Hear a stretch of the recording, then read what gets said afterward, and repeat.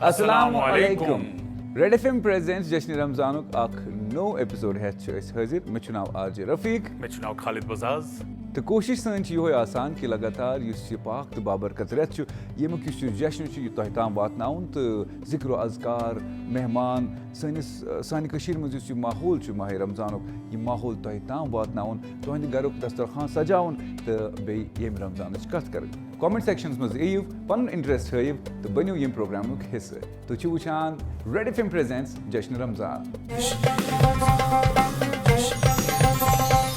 Red F M presents جشن رمضان یہ سہ پروگرام یت مز الگ الگ کوشش سپدان کہ تہ تام وات اخ رمضانک الگ رنگ الگ جشن مگر یہ تھی زانان کہ ہر اکس نیک کام ہز شروعات سو تلاوت قرآن پاک سی سپدان جشن رمضان کی یم پروگرامک آغاز گژھِ تلاوت کلام پاک ستن یتھ خاطر اسہ آز دعوت دژمٕژ چھ ساقی مشتاق صٲبس ساقی مشتاق صٲب کرن تلاوت کلام پاک ستن یم پروگرامک آغاز اعوذ باللہ من الشیطان الرجیم بسم اللہ الرحمن الرحیم والضحى والليل إذا سجى ما ودعك ربك وما قلى وللآخرة خير لك من الأولى ولسوف يعطيك ربك فترضى ألم يجدك يتيما فآوى ووجدك ضالا فهدى ووجدك عائلا فأغنى فأما اليتيم فلا تقهر وأما السائل فلا تنهر وأما بنعمة ربك فحدث صدق الله العلي العظيم وصدق رسوله النبي الكريم ونحن على ذلك من الشاهدين والشاكرين والحمد لله رب العالمين. جزاک اللہ خیر شکریہ تہند تھی آیو یوتھ کوشش لگاتار آسان کہ اس سون پروگرام جشن رمضان یتھ مز الگ الگ لک الگ الگ لک پن کوشش تہ تام واتناوان اگر تھی تہ یژھو یتھ شوس مز یون یتھ شوس مز یمک حصہ بنن تو کامنٹ سیکشنس مز لکھو میسیج کرو تو جڑو اس سۭتۍ. ریڈ ایف ایم پریزنٹس جشن رمضان پروگرام تھی وچان پن موبائل فون پہ ٹی وی اسکرین پہ اور اس پروگرام میں الگ الگ معاملات پر بات ہوتی ہے کہ تم مسائل تمن پہ کت آسان مگر ونکس أکس تتھ پڑاؤس پہ وٲتمٕتۍ ییٚتہِ زن تُہۍ شوَس منٛز بوزان چھِو تعریف نبی پاک صلی اللہ علیہ وسلم. جس دل میں محمد صلی اللہ علیہ وسلم کی محبت نہیں ہوتی اس دل میں اللہ کی رحمت نہیں ہوتی. نعت رسول مقبول صلی اللہ علیہ وسلم کے لیے ہمارے یہاں پہ آج مہمان ہیں جناب عابد حمید صاحب. نبی اکرم شفیع اعظم دکھے دلوں کا پیام لے لو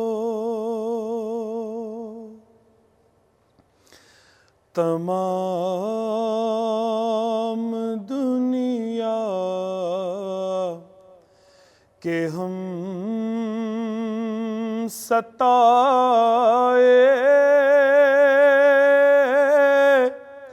کھڑے ہوئے ہیں سلام لے لو نبی اکرم شفیع اعظم دکھے دلوں کا پیام لے لو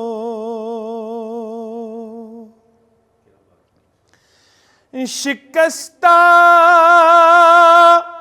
کشتی ہے تیز دھارا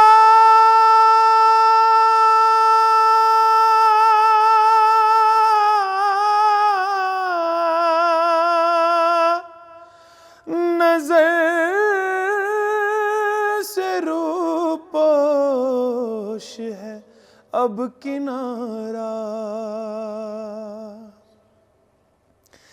شکستہ کشتی ہے تیز دھارا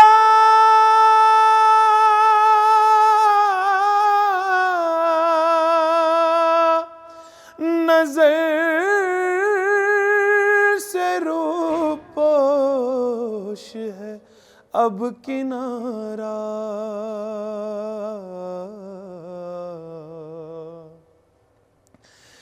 نہیں کوئی نہ خدا ہمارا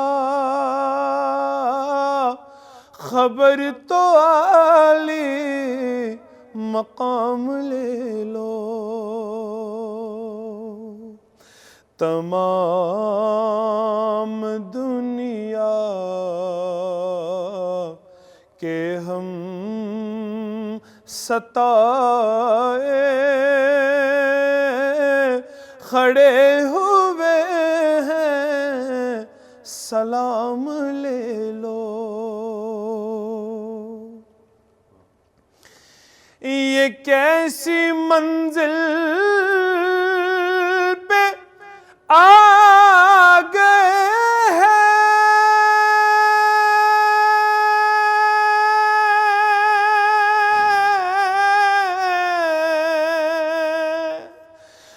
نہ کوئی اپنا نہ ہم کسی کے یہ کیسی منزل پہ آ گئے ہیں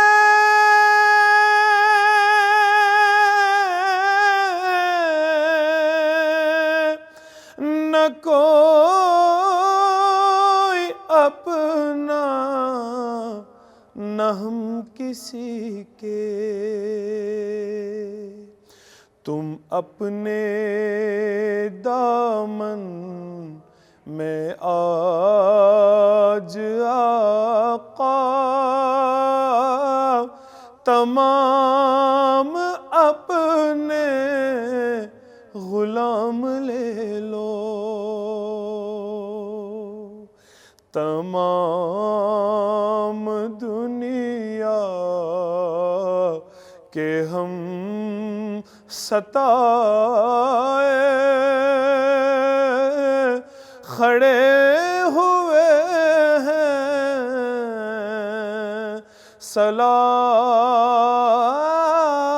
سلام لے لو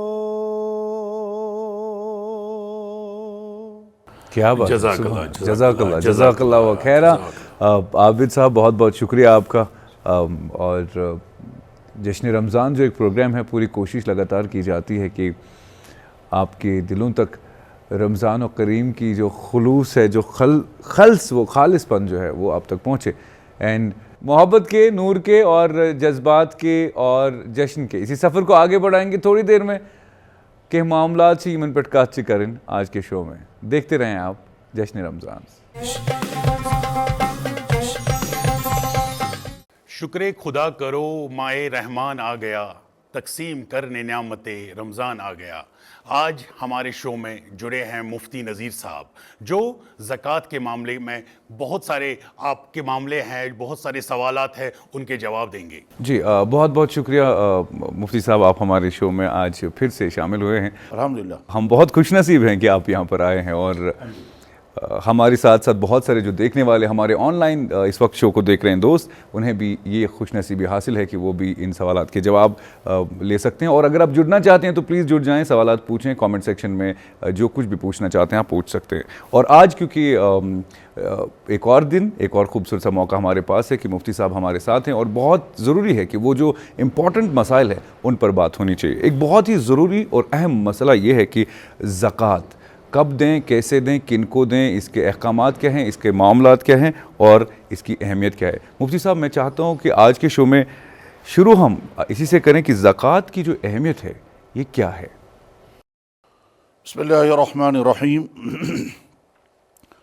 अल्हम्दुलिल्लाहिल्लज़ी हदाना लिहाज़ा वमा कुन्ना लिनहतदिया लौला अन हदानल्लाह, वस्सलावात व तस्लीमात व तहियात अला सय्यिदिल अंबिया वल मुरसलीन व अला आलिहि व अस्हाबिहि अजमाइन, अम्मा बाद।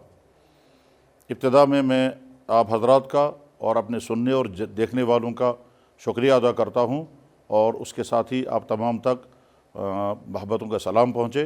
अस्सलामु अलैकुम व रहमतुल्लाहि व बरकातुहू। मुसलमान होने की हैसियत से एक मुसलमान पर जो चीज़ें उसके पैदा करने वाले अल्लाह ने लाजिम की हैं, उनमें जैसे नमाज है, जैसे रोज़ा है, जैसे ज़कात है, जैसे हज है, ये वो चीज़ें चार हैं कि जिनका तज़करा कुरान करीम में भी है और हदीसों में भी है। इन चार चीज़ों में से अहम तरीन चीज़ ज़कात भी है, जिसका आपने इस पर टॉपिक रखा है। ज़कात की अहमियत यह है कि कुरान मजीद में अक्सर जगहों पर नमाज के बाद ज़कात का तज़करा आया है। अल्लाह जल्ल शानो जगह जगह कहते हैं ईमान वाले वो हैं जो नमाज भी अदा करते हैं, ज़कात भी देते हैं। लाजिम करते हुए कहा गया नमाज भी अदा करो, ज़कात भी अदा करो। फरमाते अकीबू अस्सलात, नमाज अदा करो, व आतो ज़कात, और ज़कात अदा करो। तज़करा किया गया ईमान वाले वो हैं युकीमून अस्सलात, जो नमाज अदा करते हैं, व यूतून ज़कात, और ज़कात भी देते हैं। अल्लाह के नबी अलैहिस्सलाम भी जब किसी को कलमा पढ़ाते थे तो जिन चीज़ों की तरगीब देते थे उसमें नमाज के बाद आम तौर पर सबसे पहले फरमाते थे ज़कात की अदायगी करना। यही वजह है कि ज़कात हर मालदार मुसलमान पर उसी तरह से फ़र्ज़ और लाजिम है जिस तरह से नमाज फ़र्ज़ और लाजिम है। नमाज छोड़ने पर जैसी सख्त सज़ा का इंसान मुस्तहिक है और जैसे सख्त मुजरिम के दर्जे में आदमी पहुँच जाता है, उसी तरह से ज़कात अदा न करने की वजह से भी आदमी सख्त सज़ा का भी मुस्तहिक हो जाता है और वो मुजरिमों में शामिल हो जाता है। इसका अंदाज़ा इससे किया जा सकता है कि जब जनाब रसूल अकरम सल्लल्लाहु अलैहि वसल्लम दुनिया से तशरीफ़ लिए गए तो उस वक्त मुस्लिम ममलकत, जहाँ अल्लाह के नबी अलैहि सल्लम ने इस्लामी हुकूमत का क़याम यानी अरब ममालिक में कायम किया था, तो उस मुस्लिम ममलकत का एक बहुत बड़ा इलाका ऐसा पाया गया कि उन्हें साफ ज़कात देने से इनकार कर दिया। तो हज़रत अबू बकर सिद्दीक़ रज़ी अल्लाह तआला अन्हु जो इस्लाम के सबसे पहले खलीफा बने, उन्होंने बाकायदा ऐलान कर दिया कि जो लोग ज़कात अदा करने का इनकार कर रहे हैं हम उनके खिलाफ़ फ़ौजी कार्रवाई करेंगे, क्योंकि ये इतना बड़ा जुर्म वो कर रहे हैं। जैसे कोई इस्लामी ममलकत के ख़िलाफ़ कोई कदम उठाए, उसी तरह से ज़कात अदा न करना भी ऐसा ही जुर्म है। चुनांचे बाकायदा फ़ौजी मुहिम रवाना की गई, यानी बाकायदा उनके खिलाफ़ जिहाद किया गया कि आप लोग ज़कात क्यों नहीं देंगे। तो ज़कात की अहमियत बहुत ज़्यादा, ज़कात मुसलमान पर फ़र्ज़ है बशर्ते कि मालदार हो।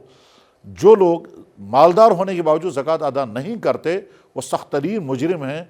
और हदीसों में जो आता है, बुखारी शरीफ में भी हदीस है कि क़यामत के दिन ये इंसान आएगा, अगर उसके पास ऊँट थे, ऊँट की ज़कात अदा नहीं की तो वो ऊँट अपनी टांगों से इस आदमी को मारेंगे कि तुमने हमारी ज़कात अदा क्यों नहीं की। और अगर इसके घर में बैल, गाय बैल और भेड़ बकरियाँ थीं और इसने उनकी ज़कात अदा नहीं की तो वो अपने सींगों से इसको मार कर कहेंगे तुमने हमारी ज़कात अदा क्यों नहीं की थी। और अगर उसके पास सोना और चांदी होगा और उसकी ज़कात उसने अदा नहीं की तो क़यामत के दिन वो सोना चांदी गर्म किया जाएगा और उसके जिस्म को दाग लगाया जाएगा जिस सोने और चांदी की उसने ज़कात अदा नहीं की है। कुरान करीम में भी अल्लाह ताला फरमाते हैं यौम युहमा अलैहा फ़ी नारि जहन्नम फतुक्वा बिहा जिबाहुहुम व जुनूबुहुम व ज़ुहूरुहुम وہ دن یاد رکھنا جب تم زکوٰۃ ادا نہیں کرو گے تو تمہارا یہ پیسہ، تمہاری یہ رقمیں، تمہاری یہ دولت، تمہارے وہ ڈائمنڈز، تمہارے وہ کرنسیاں، تمہارے وہ بسکٹس جو تم نے جمع کیے تھے، اور تمہارے وہ تمام چیزیں جو تم نے جمع کی تھی اور زکوٰۃ ادا نہیں کی، وہ گرم کر کر کے تمہارے جسموں کو لگائی جائیں گی۔ زکوٰۃ ادا کرنے کی بڑی اہمیت یہ بھی ہے کہ اللہ نے قرآن کریم میں فرمایا اور اللہ کے نبی نے حدیث میں فرمایا کہ جو آدمی زکوٰۃ ادا کرتا ہے، یہ رقم اللہ سے درخواست کرتے کہ یا اللہ اس نے تو مجھے نکال دیا، آپ میرے خرچ ہونے سے پہلے اتنا اس کو اور دے دیجئے۔ چنانچہ 1400 سال کی تاریخ میں کوئی انسان ایسا نہیں مل سکتا جو یہ کہے گا کہ زکوٰۃ ادا کرنے کی وجہ سے میری پراپرٹی گھٹ گئی، ایسا کبھی نہیں ہوگا۔ زکوٰۃ آپ ادا کریں۔ مثلا مان لیجئے ایک آدمی کے پاس 1 لاکھ روپے آج ہے، اس نے آج 2500 روپے زکوٰۃ ادا کر دی، تو ہمارے حساب سے کیلکولیشن تو رقم گھٹ گئی، یعنی 97,500 رہ گئے، لیکن اگلے سال جب آئے گا تو آپ دیکھ لیں گے، یقیناً دیکھ لیں گے کہ آپ کی پراپرٹی بڑھ چکی ہوگی۔ تو یہ اللہ کا وعدہ ہے، قرآن کریم میں بھی ہے وَمَا أَنفَقْتُم مِّن شَيْءٍ فَهُوَ يُخْلِفُهُ، اور اللہ کے نبی نے فرمایا کہ مفتقر المزکی، زکوٰۃ دینے والا کبھی فقر کا شکار نہیں ہوگا، دینے والا ہاتھ ہمیشہ بلند رہتا ہے، اس لیے دینے کا مزاج بنانا چاہیے۔ بہرحال اسلام میں زکوٰۃ کی بہت زیادہ اہمیت، بہت زیادہ فضیلت، اور زکوٰۃ ادا نہ کرنا بہت بڑا جرم ہے۔ جی مفتی صاحب، کیونکہ یہ جو معاملہ ہے زکوٰۃ کا، یہ ذرا سنجیدہ بھی ہے، گہرا بھی ہے کہ کیسے دینا ہے، کب، کہاں، اس کے معاملے میں قانون کیا ہے کہ کس طرح سے زکوٰۃ دینی ہے؟ ہاں، تو یہ بہت اچھا سوال ہے، اور اگلا سوال یہی آنا چاہیے کہ جب زکوٰۃ کی اہمیت اتنی زیادہ ہے تو ہمیں تفصیل بتائی جائے کہ زکوٰۃ کی ادائیگی کے لیے ہمیں کس مال میں سے، کس پراپرٹی میں سے کیسے حساب کرنا ہے۔ تو اس سلسلے میں اصول عرض کر دیتا ہوں۔ پہلی بات، اسلام نے مالوں کی 2 قسمیں کی ہیں۔ کچھ مال تو وہ ہیں جن پہ زکوٰۃ لازم نہیں، اور کچھ مال وہ ہیں جن پہ زکوٰۃ لازم ہوتی ہے۔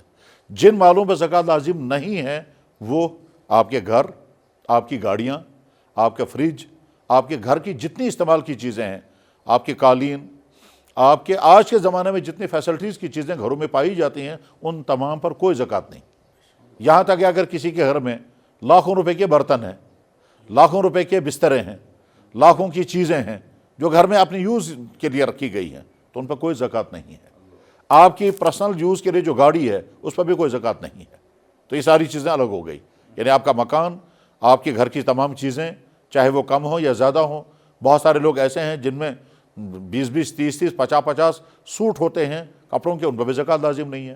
یہاں کشمیر میں لوگ اپنے گھروں میں تانبے کا بہت بڑا برتنوں کا سٹاک رکھتے ہیں، اس پر بھی زکوٰۃ لازم نہیں ہے۔ اسی طرح سے بہت سارے گھروں میں قسم قسم کے قالین ہوتے ہیں، بیڈ ہوتے ہیں، فریج مشینیں ہوتی ہیں، واشنگ مشینیں ہیں، تو ان پر بھی زکوٰۃ لازم نہیں ہے۔ یہ تمام سکوٹر ہیں، اسی طرح سے جنریٹر ہے، ان تمام پہ زکوٰۃ لازم نہیں۔ دوسری قسم چیزیں وہ ہیں جن پر زکوٰۃ لازم ہوتی ہے۔ وہ کیا کیا ہیں؟ نمبر 1، سونا اور چاندی، کرنسی، دکان کا مال، اور بھیڑ بکریاں، اونٹ، گائے بیل، جن کے پاس یہ چیزیں ہیں ان پر زکوٰۃ لازم ہوتی ہے۔ اونٹ تو ہمارے اس خطے میں نہیں ہیں، اس لیے اونٹوں کا مسئلہ ہم الگ کر دیتے ہیں۔ گائے بیل پر زکوٰۃ لازم ہو جاتی ہے، لیکن اتنی تعداد کی گائے بیلیں عام طور پر لوگوں کے پاس نہیں ہوتی ہیں۔ وہ تو 30 گائیں جب کسی انسان کے پاس ہوں گی تو 1 گائے زکوٰۃ دینی پڑتی ہے، وہ بھی نہیں ہے۔ البتہ بھیڑ بکریاں یہاں ہیں، تو جو ہمارے بھائی بکروال یا بھیڑ بکریاں پالنے والے لوگ ہیں، یہ ان کی ذمہ داری ہے کہ وہ سمجھیں اور سیکھیں اور پوچھیں کہ ہمارے پاس اتنے بھیڑیں ہیں، اتنی بکریاں، ہمیں کتنے زکوٰۃ دینی ہے۔ شارٹ میں اتنا ذہن میں رکھ لیجئے کہ 40 بکریاں اگر کسی کے پاس ہوں گے تو ان میں سے 1 بکری دینی ہوگی، اور اس کے بعد اگر 120 بکریاں ہوں گی تو 2 بکریاں دینی پڑیں گی، اور اگر 200 بکریاں ہو جائیں گے تو 3 بکریاں زکوٰۃ بھی دینی پڑیں گی۔ اس کے علاوہ جو ہمارے سوسائٹی میں عام طور پر جو پراپرٹی پائی جاتی ہیں وہ کون کون سی ہیں؟ نمبر 1، ہماری خواتین کے پاس گولڈ اور جیولری، یہ بہت بڑا سیکٹر ہے کہ جو زکوٰۃ کا ہے، اور اس میں بہت کوتاہیاں ہوتی ہے۔ اس سلسلے میں اچھی طرح سے واضح ہو جانا چاہیے کہ ہماری تمام مائیں اور بہنیں جن کی شادیاں ہوئی ہوں یا ابھی نہ ہوئی ہوں، اگر ان کے پاس گولڈ ہے، اگر ان کے پاس جیولری ہے، چاہے وہ میکے کا دیا ہوا ہے، چاہے سسرال کا دیا ہوا ہے، اس کو اچھی طرح سے حساب کر کے رکھ لیں کہ یہ کتنا ہے، اور پھر ہمیشہ کے لیے زکوٰۃ کا نظام بنا کر کے رکھیں۔ تو سونے اور چاندی پر زکوٰۃ لازم ہوتی ہے۔ سوال پیدا ہوگا سونا اور چاندی پر زکوٰۃ کتنی پر کتنی لازم ہوتی ہے؟ تو جواب ہے جس کا یہ ہے کہ اللہ کے نبی علیہ السلام کے زمانے میں سونے اور چاندی کو ناپنے اور بتانے کا طریقہ جو تھا وہ درہم اور دینار میں تھا، اور آج کے زمانے میں گراموں میں ہے۔ تو اس لیے ہم کو سمجھنا پڑے گا کہ حضور کے زمانے میں، نبی کے زمانے میں صلی اللہ علیہ وسلم، جس آدمی کے پاس 20 مسکال سونا، اور یہ 20 مسکال آج کا 87 گرام 87 گرام بنتا ہے، 87 گرام بنتا ہے۔ حضور کے زمانے میں 20 مسکال آج کے 87 گرام بنتے ہیں، اور اسی طرح سے حضور کے زمانے میں 200 درہم چاندی، یہ آج کے 612 گرام چاندی بنتی ہے۔ تو جس آدمی کے پاس 20 مسکال سونا، یعنی آج کے 87 گرام سونا جس آدمی کے پاس ہوگا، اس آدمی پر زکوٰۃ لازم ہو گئی، چاہے وہ مرد ہو چاہے وہ عورت ہو۔ اسی طرح سے اگر کسی آدمی کے کسی مرد یا عورت کے پاس سلور ہے اور وہ 612 گرام یا اس کی قیمت کے برابر ہے، تو بس اس کے ذمہ زکوٰۃ لازم ہو جاتی ہے۔ جو ہمارے دکاندار بھائی ہیں، ان کے پاس جو دکان کا مال ہوتا ہے، تو ان کو اصل میں کرنا یہ ہے، دکان کے مال کا حساب کرنا ہے۔ یہ دکان کے مال کا حساب کریں گے، اس کے بعد دیکھیں گے دکان پر قرضہ وہ قرضہ منا کریں گے، مائنس ہو جائے گا، اور اگر ان کا پیسہ باہر ہے تو وہ پیسہ ایڈ ہو جائے گا۔ تو اس کے بعد پھر جو بچا ہے اس میں زکوٰۃ دینی پڑے گی 2.5%، یعنی 1 لاکھ میں سے 2,500، 100 روپے میں سے 2.5 روپے۔ تو اب زکوٰۃ کتنی چیزوں پہ لازم ہوئی؟ نمبر 1 دکانداروں پر، دکان کے مال میں۔ اسی طرح سے سونا اور چاندی اگر ہوگا تو مفتی صاحب جو آپ سونے اور چاندی کی بات ابھی چھیڑی، کہ جیسے جو جائیداد گھر میں ہوتے ہیں، جیسے آپ نے گاڑی کی بات چھیڑی، اگر کسی کے پاس گاڑی ہے تو جو یوز میں گاڑیاں ہیں ان میں زکوٰۃ نہیں ہوتی ہے۔ جو سونا ہماری مائی بہنیں یوز کرتے ہیں، لگاتے ہیں، کیا اس میں بھی ایسا سسٹم ہے؟ بہت اچھا جواب اس کا یہ ہے کہ سونا اور چاندی چاہے یوز ہو رہا ہو، چاہے رکھا ہوا ہو، لاکر میں رکھا ہوا ہو یا کہیں بھی رکھا ہوا ہو، استعمال میں ہو یا استعمال میں نہ ہو، سونے میں ہر حال میں زکوٰۃ ہے۔ گاڑیوں کا معاملہ الگ ہے، گاڑی جو ہے، گاڑی کبھی اگر پرسنل یوز کے لیے ہے تو اس میں زکوٰۃ لازم نہیں۔ اسی طرح سے گاڑی اگر کرائے پر چلائی جا رہی ہے اس پہ بھی زکوٰۃ لازم نہیں، اس پہ بھی زکوٰۃ نہیں ہے۔ جو گاڑی کرائے پر چل رہی ہے اس پہ بھی زکوٰۃ دی۔ مثلا کسی آدمی نے سومو خریدی اور وہ کرائے پر چلا رہے ہیں تو گاڑی پر زکوٰۃ نہیں ہے، البتہ جو آمدنی اس کی آئے گی اس آمدنی میں زکوٰۃ ہوگی۔ لیکن اگر کسی نے گاڑی خریدی ہے بیچنے کے لیے تو پھر یہ سمجھیے دکان کا مال ہے، یہ بیکا ہوا مال ہے بزنس کے لیے، تو اس پر زکوٰۃ لازم ہو جاتی ہے۔ تو اس پہ سونے کا ہے کہ سونا جتنا بھی ہے اس پہ زکوٰۃ ہوگی۔ اس کے بعد پھر آخری چیز جو بڑی اہم ہے وہ سمجھنے کی ہے کہ آج کے اکثر لوگوں کے پاس نہ سونا ہے نہ چاندی ہے، کرنسی ہے یا نوٹس ہے۔ تو یہ جو نوٹس ہیں، نوٹس پر زکوٰۃ کب لازم ہو جاتی ہے؟ جیسے مثلا فرض کیجئے ہمارے گھروں میں بچے ہیں، ان کے پاس پاکٹ منی، گھر والے ان کو پیسہ دیتے رہتے ہیں، ان کا اکاؤنٹ بھی ہوتا ہے، اس پہ بھی ہوتا ہے۔ اسی طرح سے کسی نے ابھی بزنس سٹارٹ کیا ہے اور ابھی اس نے کوئی اکاؤنٹ کھولا ہے، اس میں پیسہ جمع ہونے لگا ہے، تو کون سی جگہ سے جا کر کے زکوٰۃ لازم ہو جاتی ہے؟ تو اس کا جواب یہ ہے کہ 612 گرام چاندی یعنی 200 درہم، اس کی قیمت نکالنی ہے۔ ہم مان کر کے چلے آج اگر ہم 612 گرام چاندی کی قیمت مارکیٹ ویلیو کے حساب سے جو سونے چاندی کا کام کرتے ہیں ان سے پوچھ کر کے اگر معلوم کرتے ہیں تو فرض کیجئے 50,000 روپے بنتی ہے۔ تو جس آدمی کے پاس 50,000 سے کم رقم ہے اس پر زکوٰۃ لازم نہیں۔ جس آدمی کے پاس 50,000 سے کم پیسہ ہے اس پر زکوٰۃ لازم نہیں، وہ معاف ہے اسے۔ لیکن جو ہی 50,000 ہو جائے گا تو اب اس پر زکوٰۃ لازم ہو جائے گی۔ میں اس کو مثال سے واضح کروں گا۔ فرض کیجئے ایک طالب علم اسٹوڈنٹ تھے، وہ پڑھ رہے تھے اور گھر والے اس کو خرچہ دے رہے تھے، اور خرچہ دے رہے تھے وہ اپنا چلا رہے تھے۔ اب آج اس کو جاب لگ گیا، اس نے پہلی سیلری لے لی۔ یا ہمارے مدرسے سے پڑھ کر نکلنے والا کوئی عالم، آج وہ کسی مسجد میں امام بن گئے، یا اس نے کہیں پڑھانا شروع کر دیا، تو یہ استاد بن گئے یا کسی مسجد میں امام بن گئے یا کسی سکول میں جو ہیں وہ اسلامیات کے ٹیچر بن گئے، تو اب اس کو سیلری شروع ہو گئی۔ مان کر کے چلے مان کر کے اس کو پہلی مرتبہ 30,000 کی سیلری مل گئی، تو اس نے یہ جو رقم لی تو یہ پوچھے گا کہ صاحب آج میں پہلی مرتبہ 30,000 اپنی سیلری لے رہا ہوں، یہ مجھے بتایا جائے کہ مجھ پر زکوٰۃ لازم ہو جائے گی؟ تو جواب آئے گا کہ نہیں ہوگی، کیونکہ 30,000 ابھی اتنی بڑی رقم نہیں ہے جس پر آپ کے زکوٰۃ لازم ہو جائے گی۔ اگلے مہینے انہوں نے پھر 30,000 کی سیلری لے لی، پچھلے مہینے کے 30,000 کی سیلری میں سے کچھ خرچ ہو چکا ہے، کچھ موجود ہے۔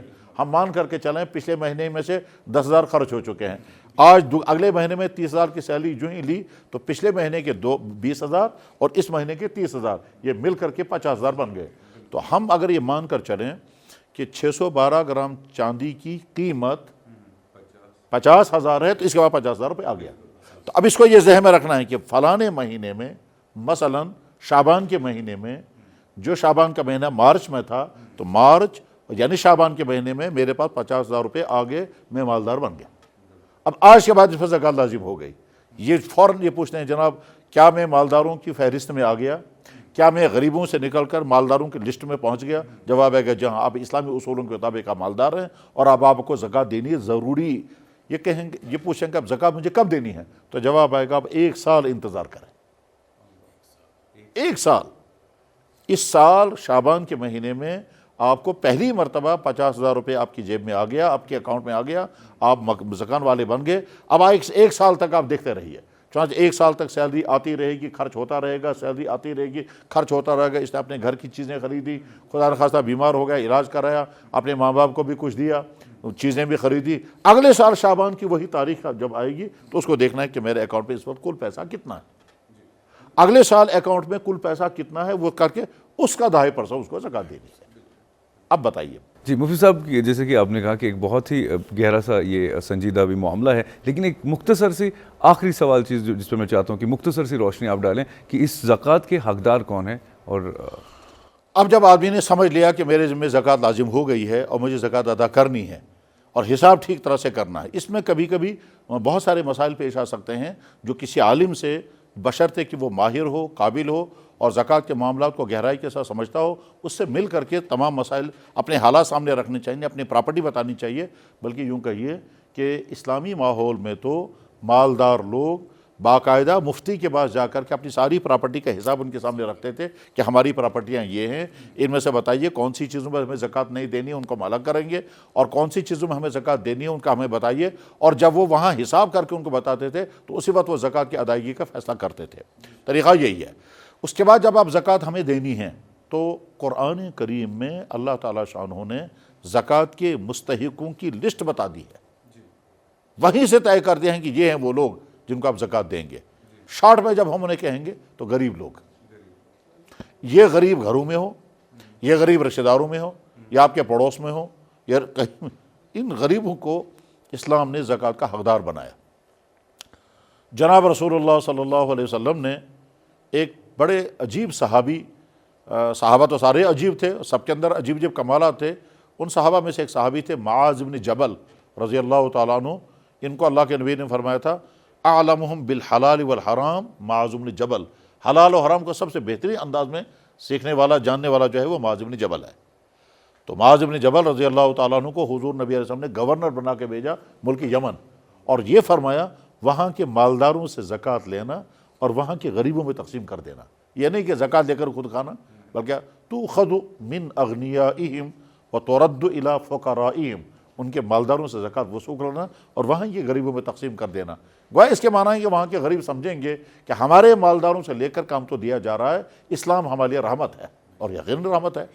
تو اب ہماری سوسائٹی میں جو بھی غریب لوگ ہوں گے ان تک یہ زکوٰۃ پہنچانا ضروری ہے. البتہ کچھ لوگ ایسے بھی ہیں جن کو زکوٰۃ نہیں دے سکتے.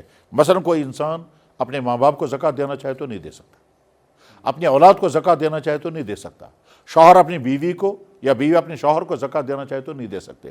اسی طرح سے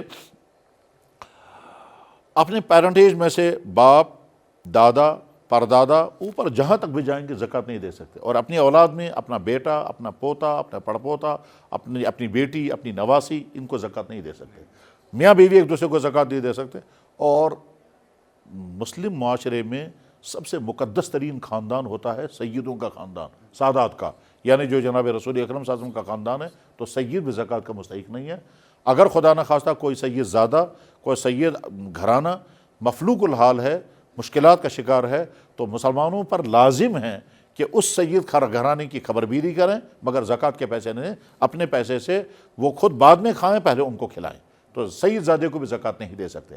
اسی طرح سے جب کسی انسان کے بارے میں یہ معلوم ہے کہ یہ مالدار ہے لیکن اس کو بھی زکوٰۃ نہیں دے سکتے. اور آخری جس کو زکوٰۃ نہیں دے سکتے ہیں وہ ہے غیر مسلم. کہ اسلام نے زکوٰۃ جو ہے وہ مسلمان پر لازم کی ہے اور مسلمان کو دینے کے لیے. غیر مسلم کی مالی مدد آپ کر سکتے ہیں، صدقہ دے سکتے ہیں، لیکن زکوٰۃ کے رقم نہیں، زکوٰۃ تو مسلمان ہی کو دینی ہوگی. ان میں سے دیکھنا پڑے گا جو جتنا زیادہ غریب ہوگا اس کو زکوٰۃ دینی چاہیے.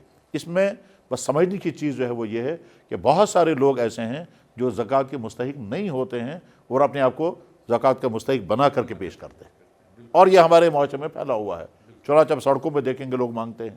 اور ان کی حالت وہی بڑی پتلی حالت ہوتی ہے، وہ جان بوجھ کر ایسی حالت بھی بناتے ہیں جس کی بنا پر آپ ان کو ترس آتا ہے۔ تو اب یہ سوال سوچتا ہے کہ اگر میں ان کو زکوٰۃ دوں گا تو زکوٰۃ میری ادا ہوگی یا نہیں، یہ بھی معلوم نہیں انہوں نے جمع کتنا کر رکھا ہے، اور ان کے پاس اپنا موجود حالت جو سامنے کی ہے وہ تو ایسی ہے جس کی بنا پر ان کو زکوٰۃ دے سکتے ہیں، لیکن پس پردہ نہیں معلوم ہے کیا ہے۔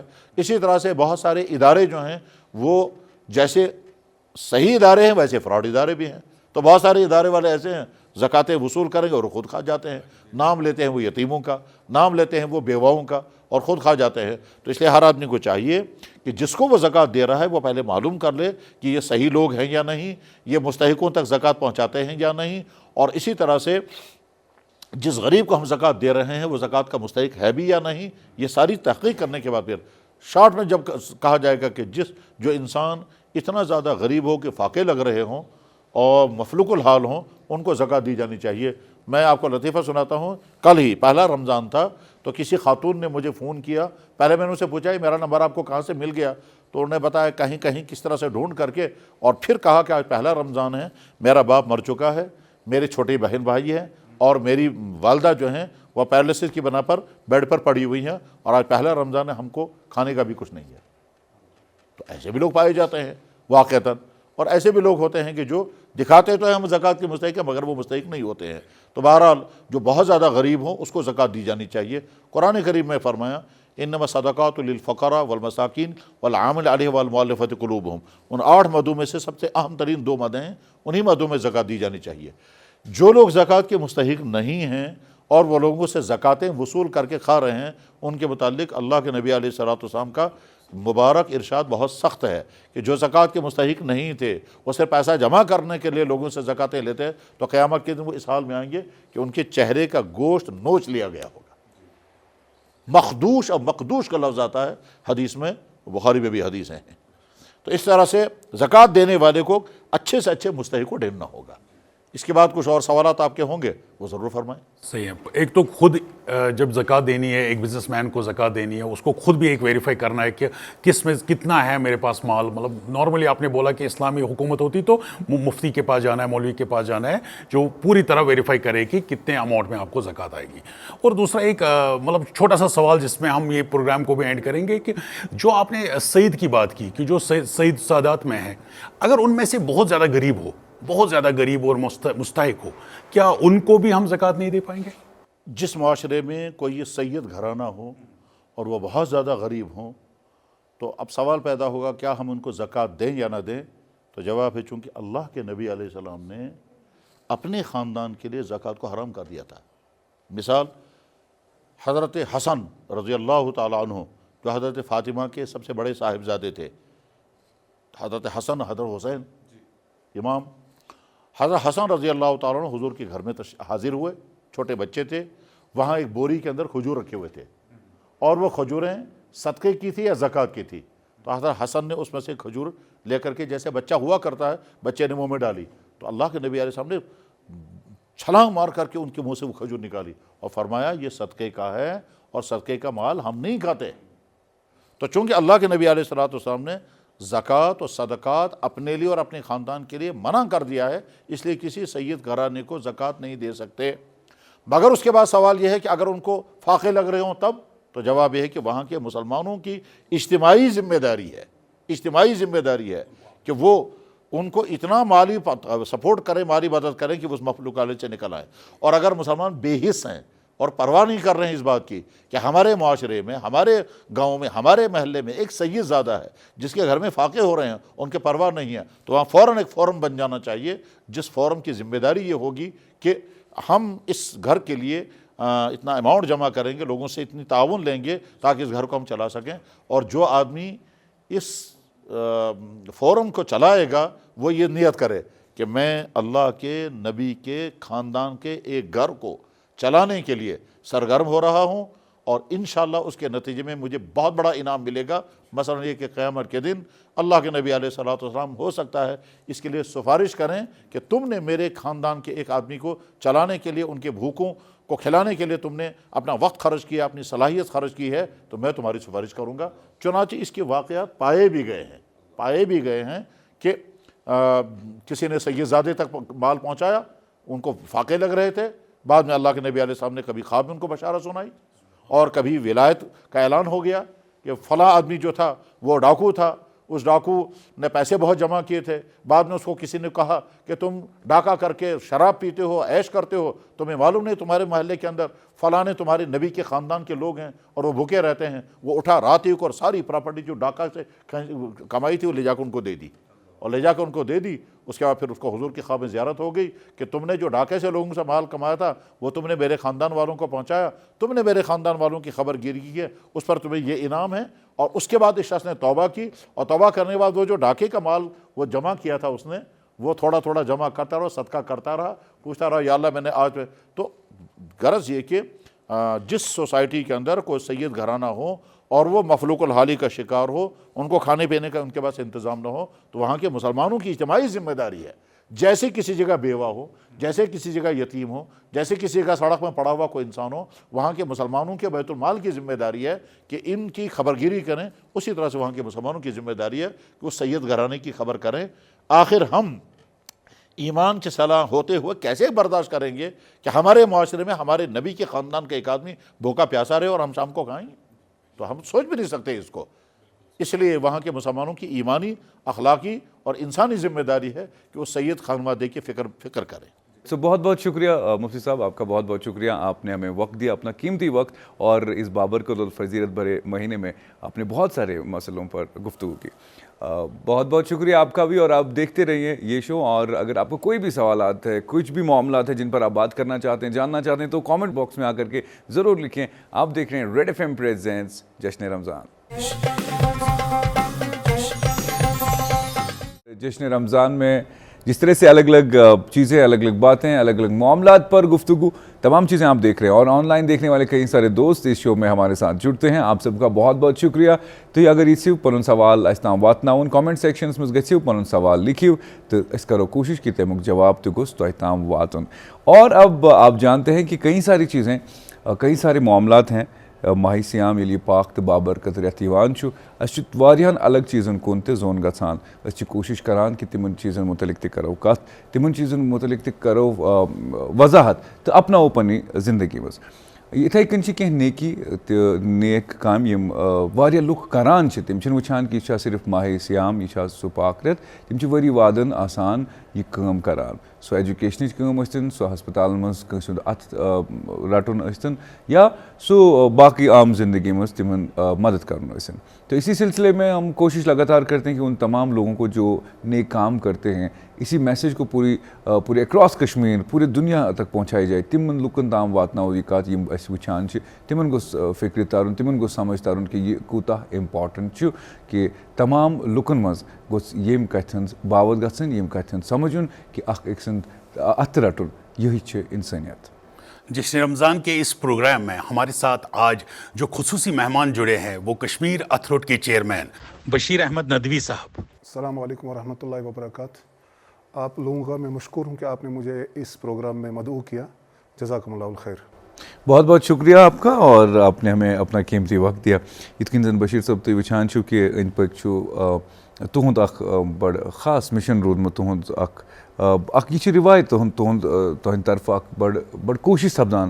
یہِ چھُ تُہۍ چھِو نہٕ صرف وٕچھان کہ یہِ چھا ماہ سیام, ؤری وادن چھِو تُہۍ کٲم کران. سُہ کووِڈ-19 اکھ یہِ پینڈمک ییٚلہِ اَسہِ وٕچھ, أسۍ آیہِ حالٕے چھِ أسۍ ییٚمہِ منٛز, حالانکہِ وٕنہِ تہِ چھِ أسۍ ییٚمہِ منٛز نیرانٕے, تہٕ اکھ نظریہِ بدلووُ تۄہہِ, لُکن تام واتنووُ تۄہہِ اکھ میسیج کہ اگر تۄہہِ دِلس منٛز سُہ جذبہٕ آسہِ اکھ أکۍ سٕنٛز مدد کرنُک, تہٕ ہر کینٛہہ چھُ مُمکِن.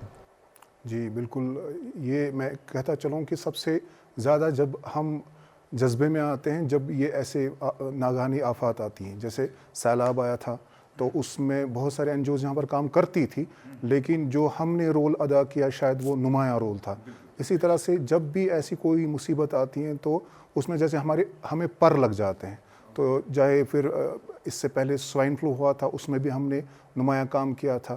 تو نیشنل ہائی وے بلاکیڈ میں بھی ہم نے کام کیا. تو پھر ایک بڑا کام جو اللہ نے ہم سے لیا, میں بار بار یہ دہراتا ہوں, یہ ہماری جیسے کشمیری میں ہم کہتے ہیں کشیر پرچے سنا, یہ چھن سن تگن گری کیا, یہ سب اللہ کا محض فضل ہے کہ وہ ہم سے کام لے رہے ہیں. اور پتہ نہیں کوئی جذبہ ہمارے اندر ہے جس کو اللہ تعالیٰ پرووک کرتے ہیں, اسٹیمولیٹ کرتے ہیں.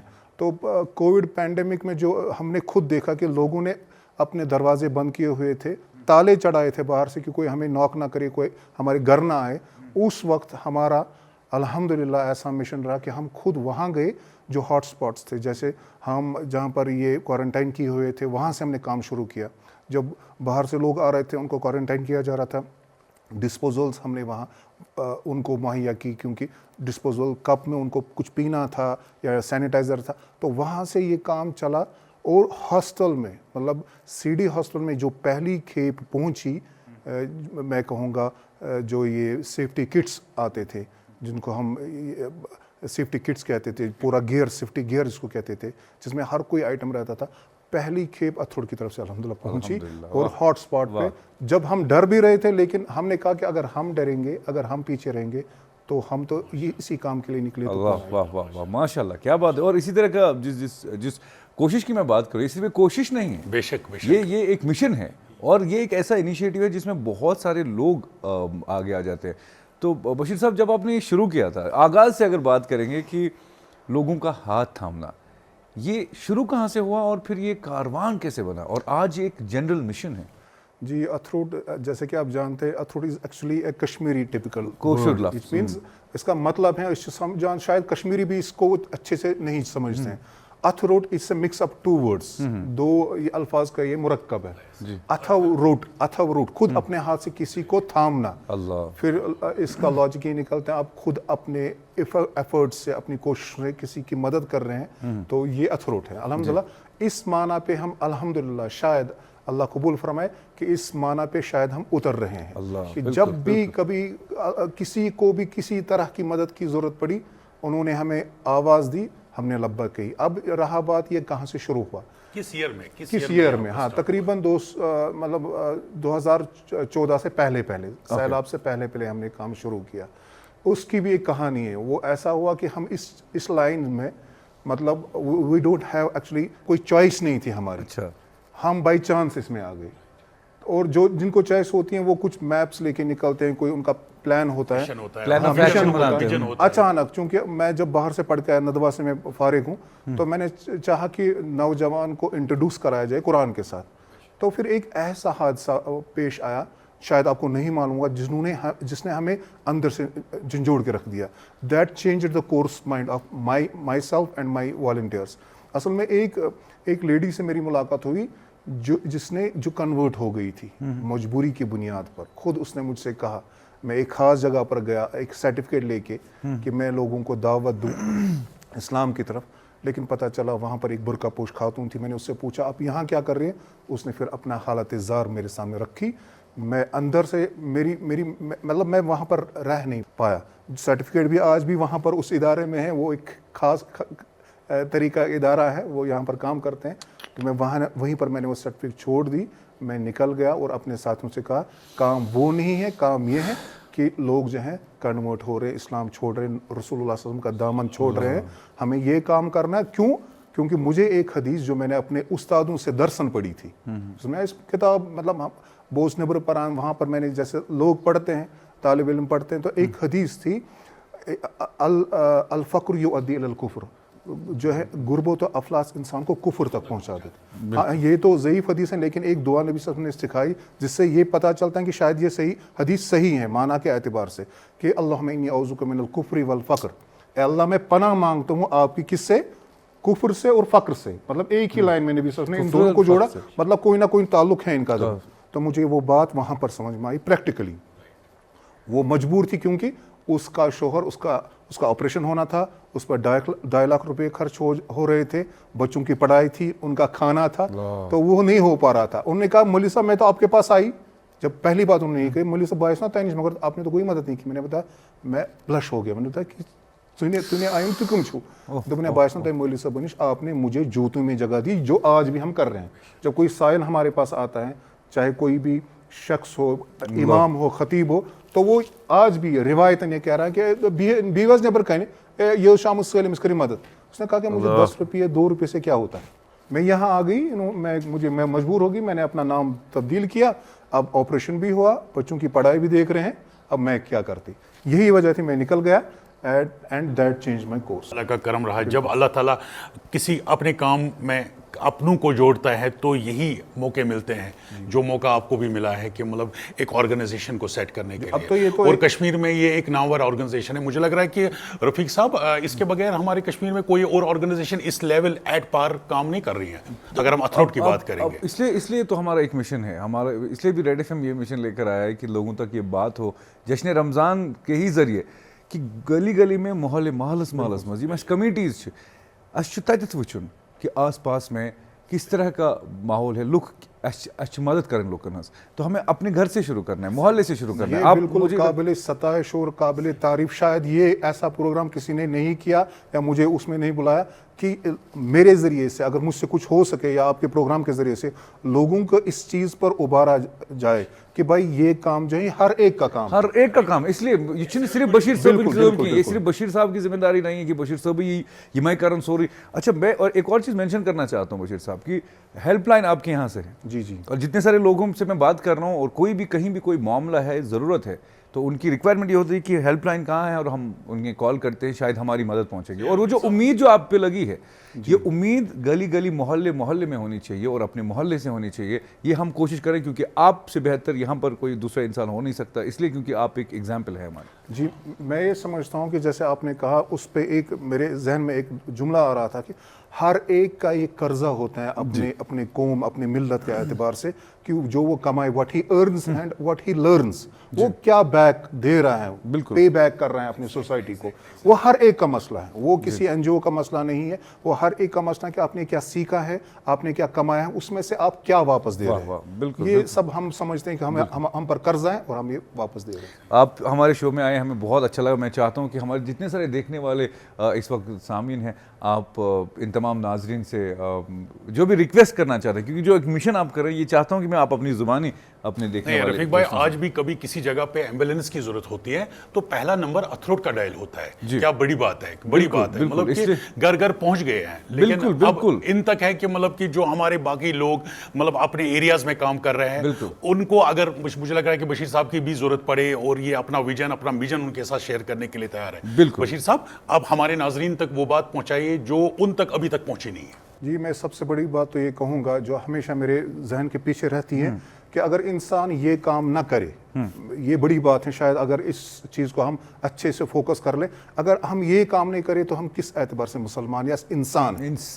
पहले ये मैं कहूँगा इंसान किस एतबार से, क्योंकि जानवर भी एक जगह पर नहीं बैठता। कुत्ता जो है ना, वो भी एक जगह पर नहीं बैठता, वो दिन में कमाने के लिए, उसका कमाना क्या है, वो दौड़ धूप करता रहता है, सही करता रहता है, कोशिश करता है कहीं उसको खाने की चीज़ मिले, वो उसको खा लेता है। कमाना, खाना, फिर उसका पेशाब पाखाना और फिर सोना, फिर यही रूटीन चलती है उसकी दूसरे दिन भी। फिर वो दूसरे दिन निकलता है, कमाता है, खाता है, उसका पेशाब पाखाना कर।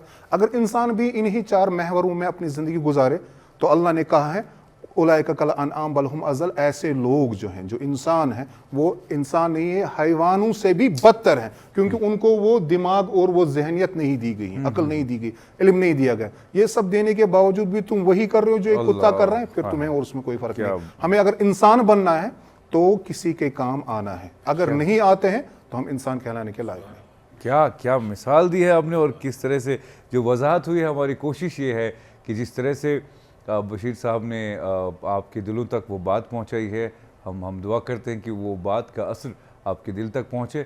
और जो मिशन है, जो कोशिश है कि गली गली मोहल्ले मोहल्ले वो लोग बशीर साहब पैदा हो जाए और बशीर साहब बने, ताकि हमारे कश्मीर में घर घर से एक बशीर साहब बने। और कोशिशें यही कि हम एक दूसरे की मदद करें। आप यहाँ पर आए, आपने हमें वक्त दिया, आपका बहुत बहुत शुक्रिया। जज़ाकल्लाह, बहुत बहुत शुक्रिया। रेड एफएम पर आप देख रहे हैं शो जश्न रमज़ान, और नेकियों का दौर है, बहार का दौर है, आज ज़िक्र अज़कार का दौर है, और इस रमज़ान का मुकम्मल फ़ायदा उठाएं, लम्हे का फ़ायदा उठाएं। आप जुड़ना चाहते हैं, आपका कोई सवाल है, आप इस शो का हिस्सा भी बन सकते हैं। आप तिलावत करना चाहते हैं, नात पढ़ना चाहते हैं, तो ज़रूर जुड़ें इस शो के साथ। कमेंट सेक्शन में हमें डिटेल्स बताएं। वो चांद रुजू जश्न रमज़ान।